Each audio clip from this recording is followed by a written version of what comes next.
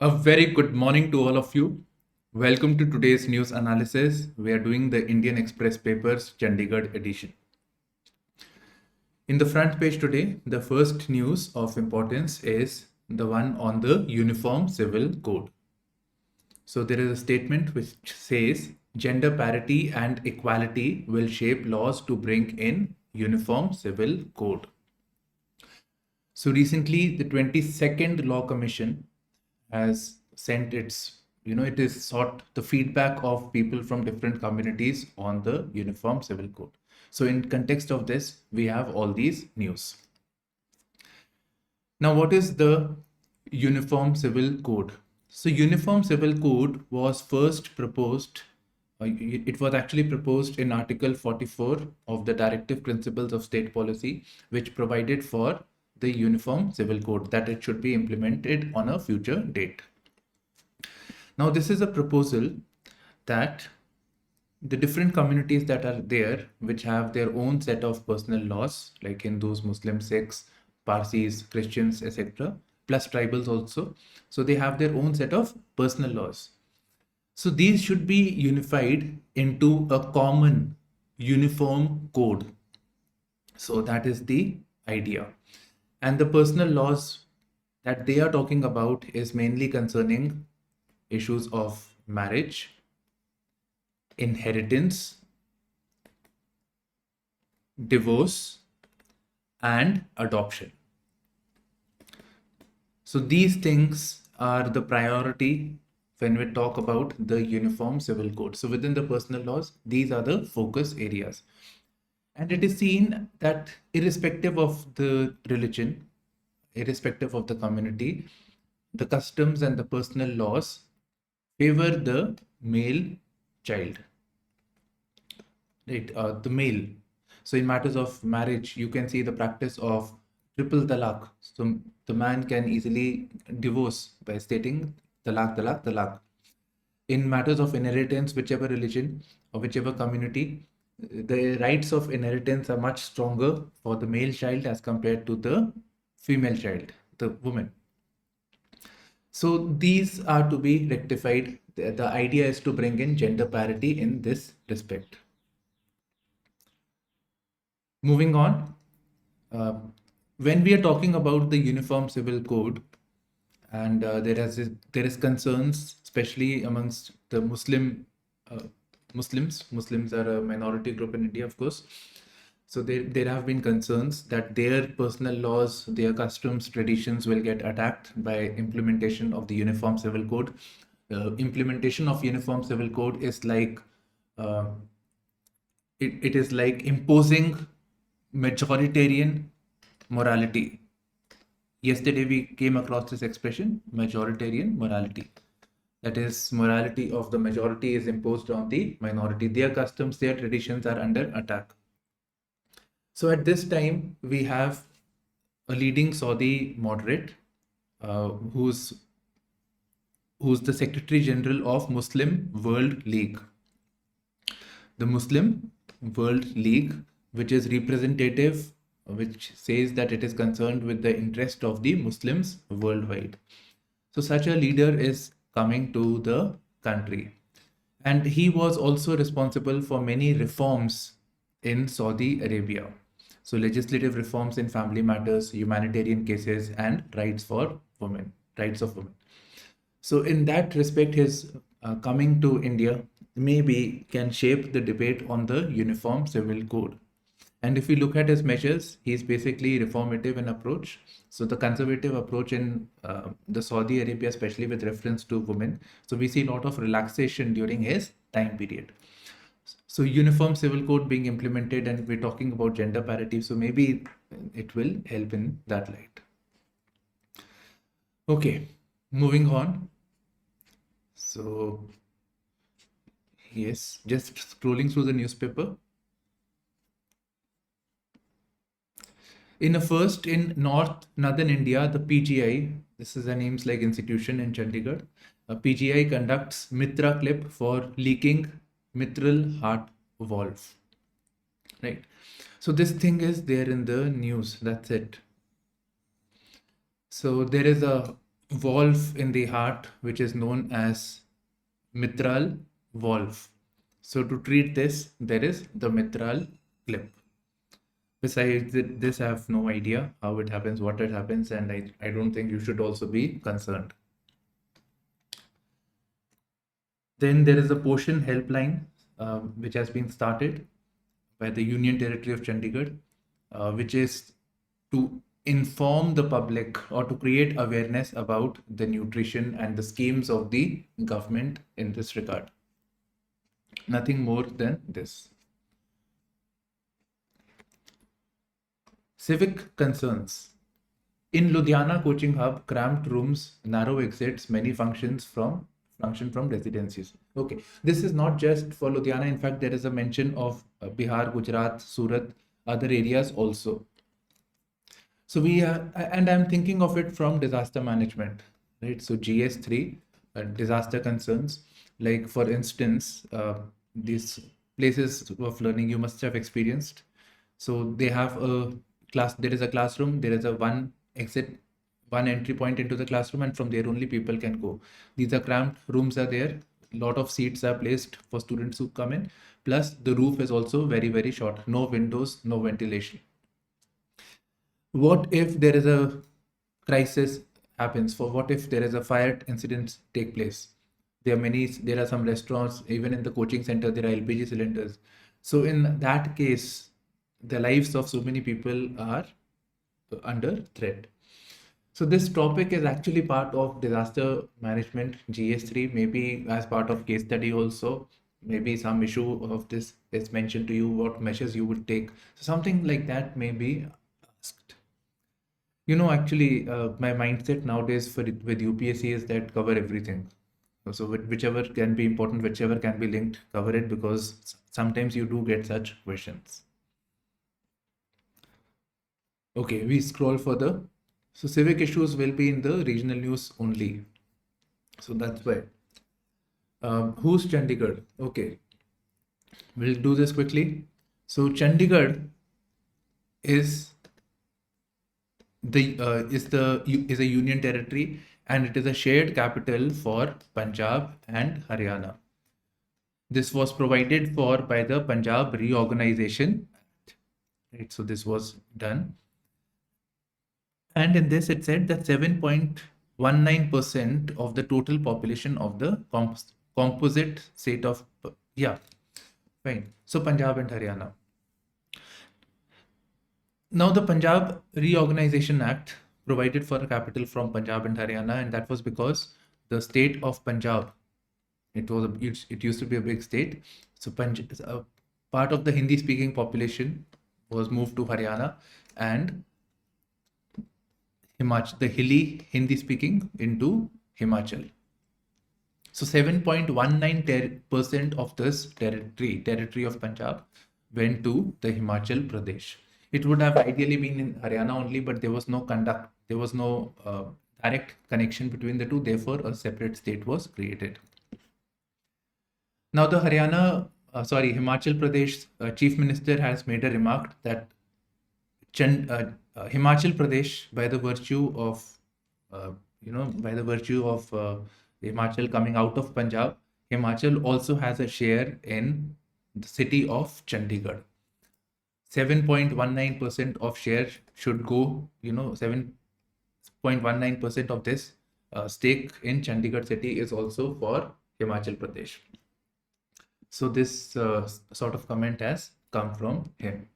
However, overall, if we look at the views of the union government through the years, they have said that it is only an issue between Punjab and Haryana, and Haryana should be getting its own capital because Chandigarh was actually carved out of Punjab. So it was a temporary arrangement. Eventually, it should be with Punjab only, while Haryana should be having a separate capital. So through various meetings, various accords like Rajiv Longowal Accord, so all that is mentioned. It's just a current affairs kind of thing, basic. Like you should have an idea. Okay. Yeah. We covering this news. Hague Court of Arbitration. Hague Court of Arbitration is also known as Permanent Court of Arbitration. A question was asked in 2016 prelims on this. Okay, so it stresses competence to hear Pakistan objections to India projects. Delhi rejects it. So this news concerns the Indus Water Treaty, which is between India and Pakistan. So Indus River, as we know, it is flowing from the northern part, right, to into Pakistan, and it has five tributaries in all. So the eastern rivers was to be for unrestricted use of India. These are Satluj, Beas, and Ravi. So Satluj, Beas, and Ravi. And the western rivers, the rivers that are flowing to the west, that is Indus, Jhelum, and Chenab. So Indus River plus five tributaries, 1, 2, 3, 4, 5. So Indus, Jhelum, and Chenab were to go to the Pakistan side. However, since it is flowing via India, India had rights of 20% of this water. Besides this, India also has right to make dams, etc. on this, but it will not divert beyond 20% of the water. 80% has to go to this. So for hydroelectricity, etc., it can harness this water. So that is not a problem. Water is still going to Pakistan. Okay, so that's the basic issue. Now this treaty, in this water treaty, is obviously between India and Pakistan, and it was negotiated with the help of World Bank, and it has been a long-standing agreement between the two countries.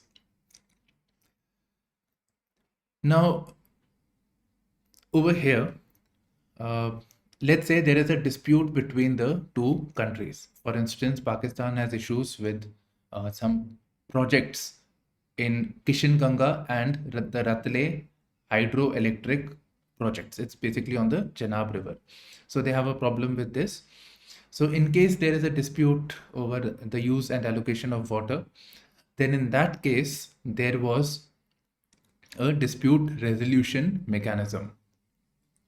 So first of all, there would be a permanent commission. All of this is coming from the Indus Water Treaty. So there should be a permanent commission. If the parties are not happy to the verdict of the permanent commission, then in that case, it will move to a neutral expert or NE appointed by the World Bank. And if they are not happy with that, then they can go to the Court of Arbitration. And this implies the permanent Court of Arbitration. Okay. Now what has happened is Pakistan is still not happy with the verdict of the neutral expert appointed by the World Bank, and thereby they have gone to the Permanent Court of Arbitration to listen on this. And Permanent Court of Arbitration is an entity which has formed the Court of Arbitration. Right, so it will look into the matters over here, the concerns of Pakistan. So India is saying that, see, we don't accept this, as there is already a neutral expert appointed by the World Bank.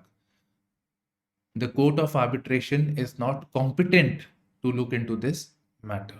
So India is basically rejecting this action taken by the Permanent Court of Arbitration over here. So that's it. Right, so this is it in the news. Now, overall, we should know about the Indus Water Treaty, which I have told you. And besides this, from point of view, we should know about the Permanent Court of Arbitration, which is in Hague, Netherlands. So Hague Court of Arbitration. So Hague means Permanent Court of Arbitration based out of Hague. Now, this is a non-UN intergovernmental organization. So it's not part of the UN. And the decisions, eventually, if somebody has a problem, so in that case, whatever verdict the Permanent Court of Arbitration gives, that is binding. That is a different story, that they cannot actually implement it. That's a different story. I'll give you one very good example. When we talked about when there was the South China Sea dispute taking place over the 9 dash line, Permanent Court of Arbitration gave verdict against China. So, but they could not implement it. China declined it. Say, I will not do anything. Would do whatever you want to do. So it has powerless in that regard. Now, when we are talking about Hague, there are other institutions and very similar to the Permanent Court of Arbitration. So there is the International Court of Justice, again based out of Hague. And this is an organ, one of the 6 principal organs of the United Nations. And India has accepted the jurisdiction of the International Court of Justice. Then another institution is the International Criminal Court. This is an intergovernmental organization, again seated in The Hague. Right. Now, India is not a state party, not a signatory. If you can just look at this map, it's marked in red. So it is not a state party nor a signatory to the International Criminal Court. It is only with the International Court of Justice. So this was for your pre as well as mains. In this water treaty may be asked in the mains also. So the Wikipedia page, lot of information is there on that. Okay. So we just scroll further. Macron advisor, that is the France president's advisor, meets Prime Minister ahead of Paris visit. So first of all, Prime Minister is visiting Paris. And why is he visiting? Because, you know, like we have the Republic Day parade, in France there is Bastille Day parade. So this takes place, which marks the French Revolution. Okay. So Bastille Day parade, in which French is obviously there, but Indian tri-services, a contingent of Indian tri-services will also be there. Tri-services mean Army, Air Force, Navy. And Prime Minister Modi will be the guest of honor. And when he goes to Paris, they will definitely engage on the India-France strategic partnership. Now, what are the constituents of the India-France strategic partnership? So the areas that they are working. So for this, we have a PIB over here. So they'll be working on the Indo-Pacific region. Both sides are consistent that they share a vision of free, open, and rules-based Indo-Pacific region. Rules-based. It's in reference to China. Actually, China did not abide by the verdict of the Permanent Court of Arbitration. So they are not abiding by the rules. So the world countries want to enforce. Everybody has to go according to the rules. And the rules associated with the seas, the high seas, are coming from the United Nations Convention on the Law of the Seas. Okay. Besides this, they'll be working on India-EU strategic partnership. So France will provide commitment, support to India when we're talking about India-EU relationship, European Union relationship. We have a pending India-EU free trade agreement. So that is there. Then in the recent times, there has been India-EU Trade and Technology Council. So we're working on a number of things. Then on matters of Ukraine, France, India and Ukraine are consistent on the issue of India and France are consistent on the issue of Ukraine. Likewise on Afghanistan, India and France have expressed serious concerns on humanitarian situation. Then on matters of defense domains, for example, joint exercises Shakti, Varuna, Pegase, Dark Knight, and Garuda. So India and France together participate. Then we all know about this one, the Rafale jet. Then working on the 5G and the 6G telecom, next generation of telecommunications. Then climate change, clean energy, and sustainability. So these are the areas of cooperation amongst the countries. India-France strategic partnership. India signs MOU with Tanzania in Africa to set up IIT Madras campus. Fine, so there'll be an IIT Madras campus in Tanzania. So that's it. Now we should know about Tanzania. Where is it located? So Tanzania is in the Eastern African region. You can see over here, Eastern African. So now Tanzania, the Eastern African countries are important to us because we share a kind of border between the two. They are part of the Indian Ocean region. Plus, it is obviously easy for us to have access to trade, etc., into Africa via the Eastern Africa. Now, please look at the physical map also, the features. You visit the atlas, see the important features, mountains, lakes. So you should have an overall idea over here. A prelims-based question may be asked. So, for example, there is a Mokonde Plateau, right? So such information you should know. Victoria Lake is there, so such things. So there was something on NATO also. Okay. Now we come to the editorial page. We have it pretty light today on the editorial. So let us look at the first news. This is about the digital data protection bill, which will be deliberated in the upcoming monsoon session of the parliament.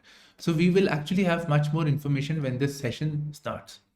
But over here, we are only talking about some of the concerns that we know may be there with reference to the proposed data protection bill. Now, as we talk about the data protection bill, so we are basically concerned with data, the management, the processing of data, the storage of data, everything, data and privacy, data security. So those matters will be governed by the data protection bill. Okay, so some of the concerns are mentioned over here. So this data protection bill provides sweeping exemptions to central government and its agencies. Right, so sweeping exemptions are there.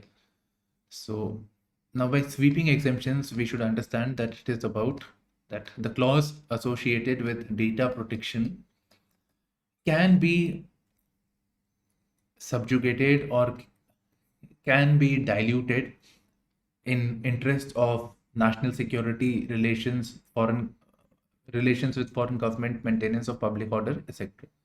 So data protection concerns privacy, right? So in that matters, it may be exempted. So that is my understanding of this. Now, one more thing is that the government is the holder of most of your data. So most of your data is with the government over here. So maybe it also means government having access to, you take your data from different databases and using it accordingly. So whatever. So these two things could be there.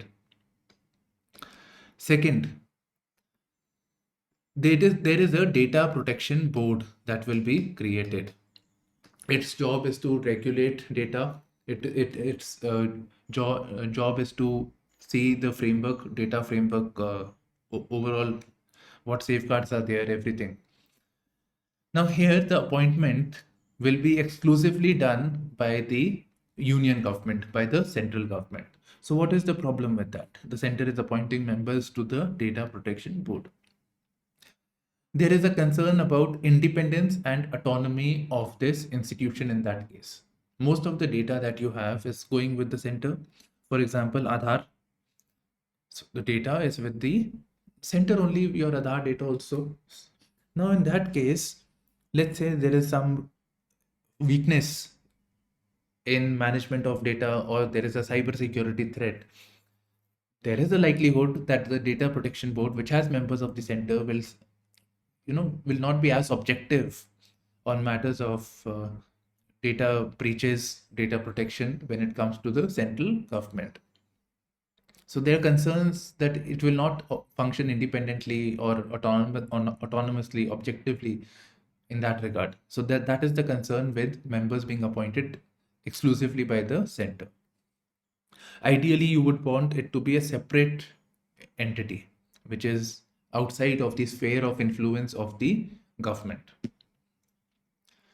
Then the third point and the last point we have is the Digital Data Protection Bill moves away from moves away from a whitelisting approach to a blacklisting framework. So whitelisting approach was that it allows the data from the country, who can manage, who can process. So the government decides, or this data protection board decides based on the safeguards that are there. Blacklisting of framework would mean that anybody can have your data as long as they are blacklisted, as long as some fault is found. So blacklisting framework is used instead of a whitelisting approach. So this again undermines data protection. So this would involve allowing data flows to all jurisdictions other than those on negative list. Okay, so this is it. Yeah, so we move forward. There is this one article, the sample is wrong. So this is from one of the advisors to the government, Economic Advisory Council to Prime Minister of India. Now, why I am saying this? Because there is an apparent conflict of interest also. So it is saying that there are these several indicators, NSS, National Family Health Survey, Periodic Labor Force Survey, NSS is National Sample Survey. So these surveys are not showcasing the progress made by the country, the good work that has been done by the various government schemes, etc. It is not showcasing it correctly. That is because of the way the sample is collected, that is wrong. So I said there is a conflict of interest because when the data is indicating that there is shortcomings, so you say that the way data is collected, that is only wrong. So rather than pointing out that there may be some flaws with the functioning of the government. Anyways, let us focus on what she is saying on sample is wrong. So there are mainly 2 points. So one is that all these samples, and there is merit to this, that there is overestimation of rural population.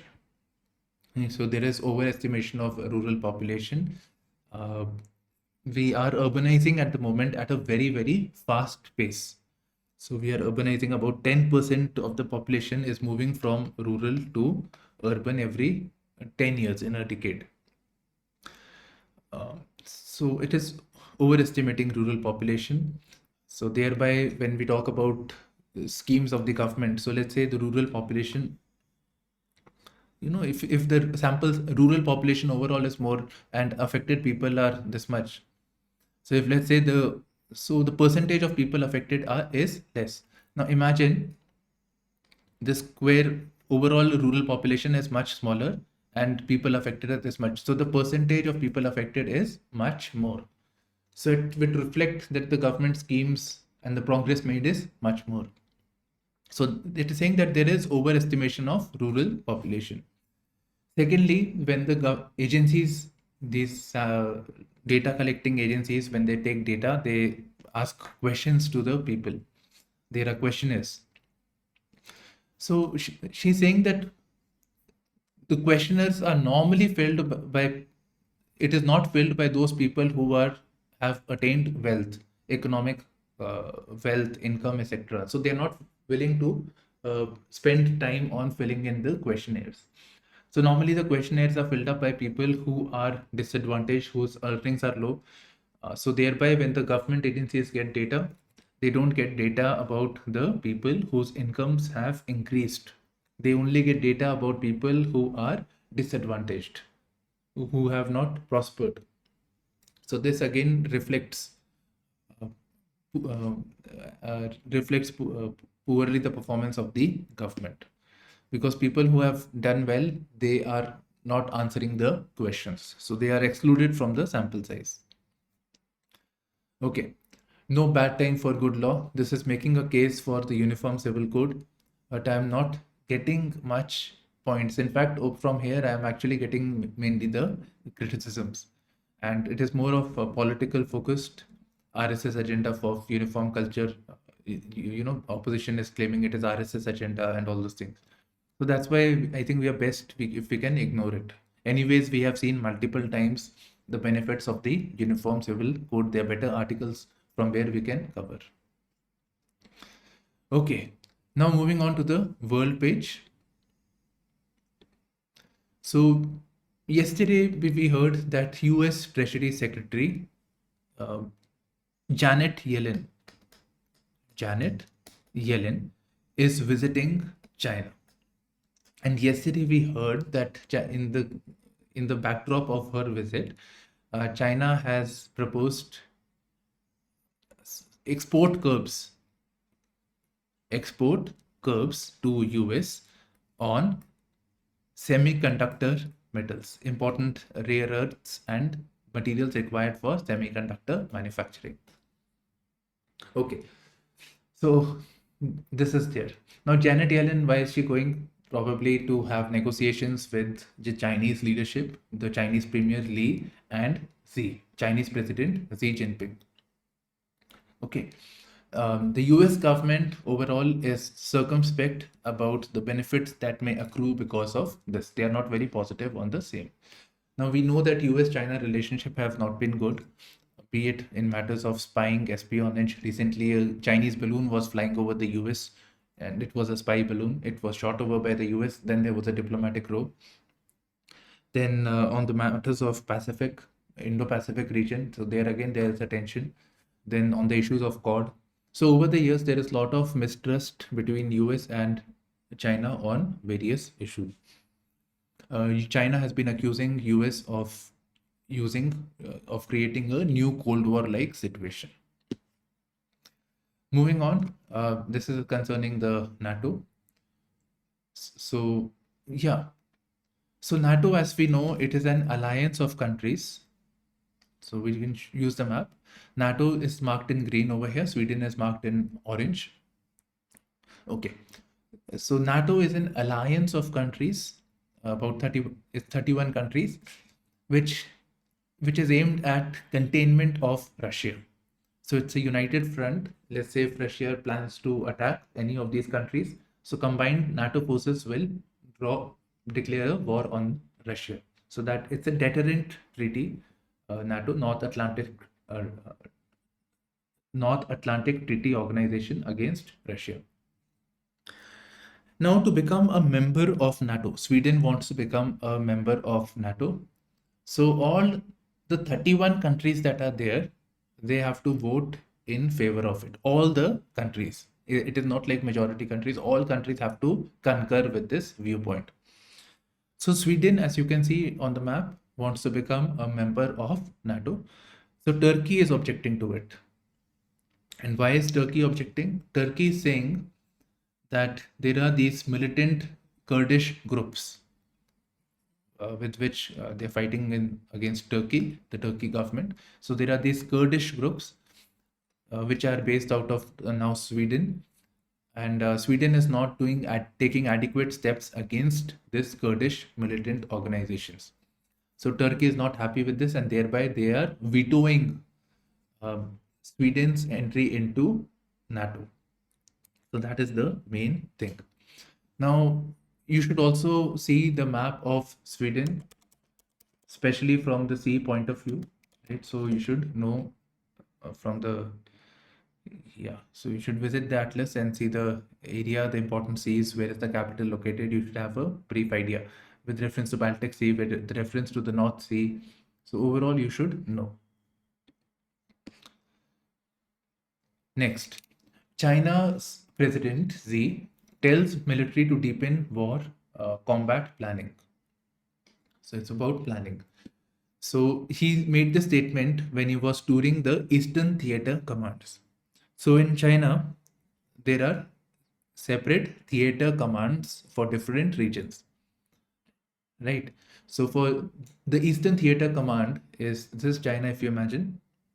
Eastern Theater Command oversees the areas associated with the Eastern Sea. And to the east over here, we have the Taiwan. And then we have Japan, Korea, etc. So here there is a reference to, if you please deepen war and combat planning. So be prepared for all contingencies if we tomorrow plan to invade and take over Taiwan. That is the message. Okay, so this is it. Now, when we talk about theater command, even India is considering having a unified theater command. So that proposal is also there with India's context. You can watch a video on integrated theater command on our YouTube channel as well. So everything is explained over there. The benefits, shortcomings, negatives from India's perspective. Now moving on to the economy section. So let's cover this one first. So markets, Nifty, Sensex, etc. They are at an all-time high. They are at an all-time high. This is basically because of foreign portfolio investments coming in. Right, so the markets are very high, and there is an advice that is coming that please don't right now don't invest in the stock markets. Avoid it because the markets are at an all-time high. Further, the domestic demand is from the rural areas is not very positive. Now, if you see, today it is saying this. Yesterday's news, we had a graph which suggested that rural demand is robust. I don't know who to believe, but yeah, that's what they are saying. Next, domestic demand strong, but external sector may affect fiscal year 2024 growth, says the Finance Ministry. So this article will give us an overall macroeconomic outlook about the country. So first, domestic demand is strong. Let us analyze this. Why is it strong? This is strong, especially post pandemic, right? So during the pandemic, people were not able to spend money. There was a period of lockdown. So because of this, there is a pent up demand. Somebody wanted to buy something, buy a car or something, but they were not spending. They wanted to buy shoes, but they were not going out. So all of that. So there was a pent up demand. So there is the release of pent up demand post the lockdowns, and we see increase in private consumption. So the real private final consumption expenditure has increased. It has surpassed the pre-pandemic trajectory also, because during the pandemic they could not spend. So that is one thing. The second thing is that the government is spending on capital expenditure. The government is spending more. So naturally, ultimately the money is going into the private hands. So that is also boosting the demand. So domestic demand remains strong. Now, when the domestic demand is strong, there is also demand for imported goods. Right. So there is high import demand. So there remains a high demand for imported goods. So our imports are growing. On the other hand, if you look at the world economy is not doing very well. So exports continue to remain low, and this is leading to the increase in the current account deficit. And further, the import prices are also very high.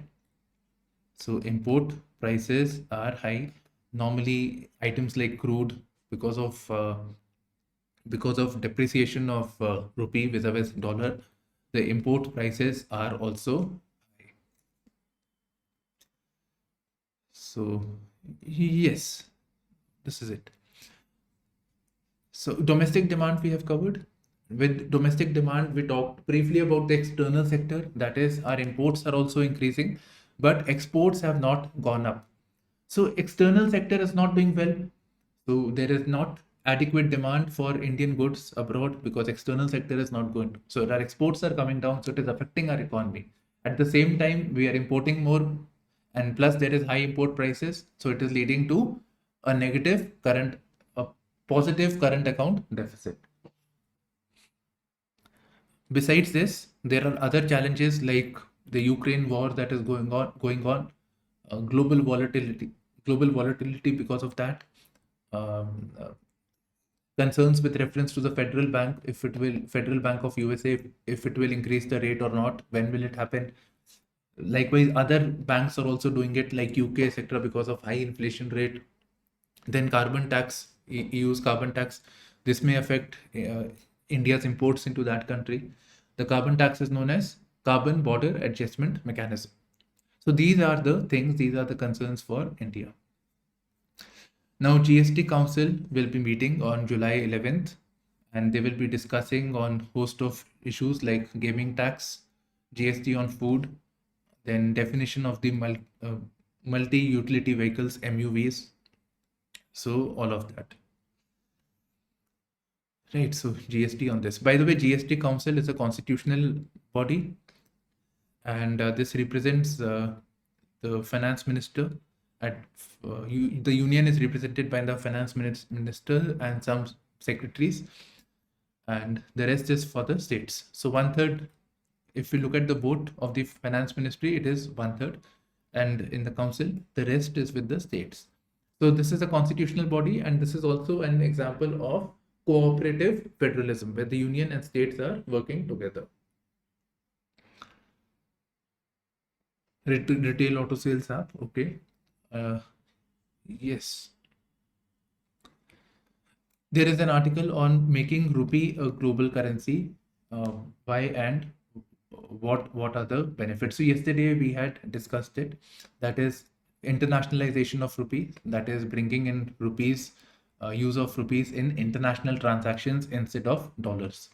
So this can be asked in your mains also, GS3. Yes, and GS3 concerns economy. So main things are, it will reduce the reliance on foreign currencies. It should benefit it reduces our volatilities to the fluctuations in the prices of the foreign currencies on which we do not have much control. Then use of rupee currency would push other countries to buy Indian goods because they have to exchange that rupee. Okay, so these are certain benefits. Plus, it gives greater legitimacy to the Indian economy. So these are some of the pointers. And for internationalization of rupee, we are focusing on bilateral engagement. We are telling Bhutan, Sri Lanka, even Iran also to make the export import in terms of rupee terms and not dollar terms. Likewise with Russia also, when we were buying crude from there, it was in rupee terms. We nudged them to buy it in, that the trade should take place in rupees. So that is it. This you should prepare. This is important for your mains point of view. Next, we have on the SEO. We have discussed this multiple times. So you can read the explainer section.